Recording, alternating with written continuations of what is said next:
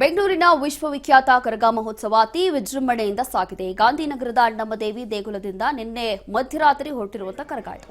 ಅಣ್ಣಮ್ಮ ದೇವಾಲಯದಲ್ಲಿ ವಿಶೇಷ ಪೂಜೆ ನಂತರ ಕರಗ ಹೊರಡುತ್ತೆ. ಪ್ರತಿ ವರ್ಷದಂತೆ ಹೇಗೆಲ್ಲ ಪದ್ಧತಿಯಿಂದ ಆಚರಿಸ್ತಾರೋ ಈ ಬಾರಿ ಕೂಡ ಅದೇ ರೀತಿಯಾಗಿ ಆಚರಿಸಲಾಗಿದೆ.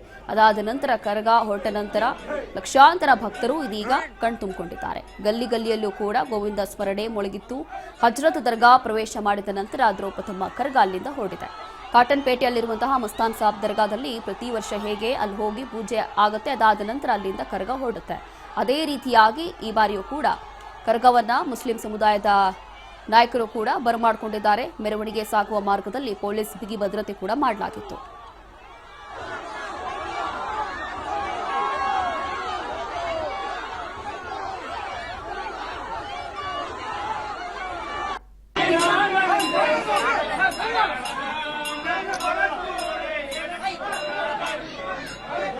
ಪ್ರವೀಣ್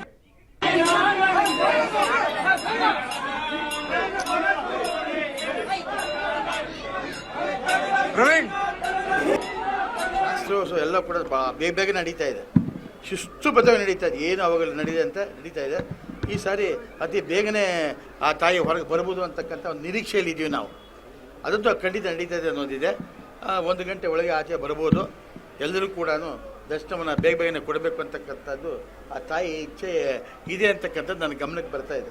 ಯಾಕೆ ಅಂದರೆ ಈಗ 9 ದಿನಗಳ ಕಾಲದಲ್ಲಿ ಎಲ್ಲೂ ಭಾಳ ಚೆನ್ನಾಗಿ ಶಿಸ್ತುಬದ್ಧವಾಗಿ ನಡೆದಿದೆ. ಅದಕ್ಕೆ ಕಾರಣ ಏನು ಅಂತ ಹೇಳಿದ್ರೆ, ಈಗ ನಮ್ಮ ರಾಮಲಿಂಗಾರೆಡ್ಡಿ ಸಚಿವರು ಯಾವ ಸಚಿವರು ಕೂಡ ಈ ರೀತಿಯಲ್ಲಿ ನಮ್ಮ ಕರಗ ಸಂತೋಷದಲ್ಲಿ ಭಾಗವಹಿಸಲಿಲ್ಲ. ಅವರ ಶ್ರದ್ಧೆ ಇದೆಯಲ್ಲ, ಅವರ ಶ್ರದ್ಧೆ ಒಂದು ಸಂಕಲ್ಪ ಏನಿದೆ, ಎಲ್ಲಿ ಶ್ರದ್ಧಾವಾನ್ ಸಿದ್ಧಿ ಅಂತ ಹೇಳ್ತೀವಲ್ಲ, ಎಲ್ಲಿ ಶ್ರದ್ಧೆ ಇರುತ್ತೆ ಅಲ್ಲಿ ಸಿದ್ಧಿ ಭಕ್ತಿ ದೇವರು ಇರ್ತಾನೆ ಅಂತ.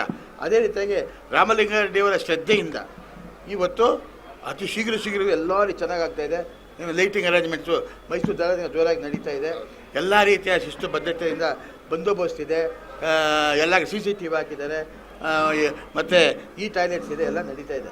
ಈಗೆಲ್ಲ ಖುಷಿಯಾಗಿದ್ದಾರೆ ಜನ ನೋಡಿದ್ಬಿಟ್ಟು. ಆಗ ನಮಗೆಲ್ಲ ಒಳ್ಳೆ ಸೌಕರ್ಯ ಇರೋದು. ನಾವು ಹೆಚ್ಚಿನ ಜನ ಬರಬೇಕು ಅಂತಕ್ಕಂಥ ಆಸಕ್ತಿ ಇವತ್ತು ಜನಗಳಲ್ಲಿದೆ. ಈಗ ಕಲೆಕ ಪರಿಷೆ ಎಕ್ಸಾಂಪಲ್ ಕೊಟ್ರಲ್ಲ, 3 ಲಕ್ಷ ಬರೋದು 12 ಲಕ್ಷ ಆದು ಅಂತ. ಈಗ